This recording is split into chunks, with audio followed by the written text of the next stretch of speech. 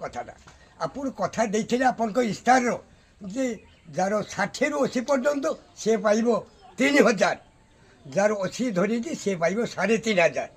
तेरे सर एका थोड़े ताकू देले 3500 हमको देबे कोई कि ए पर्यंत दौ नांती यार मानेटा मु किछि बुझी पारु नाही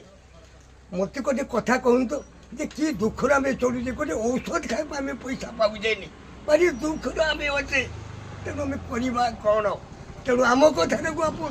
गुरुत्व आकार के बुझ आमको किसी से 3000 टका भत्ता दिया जाऊ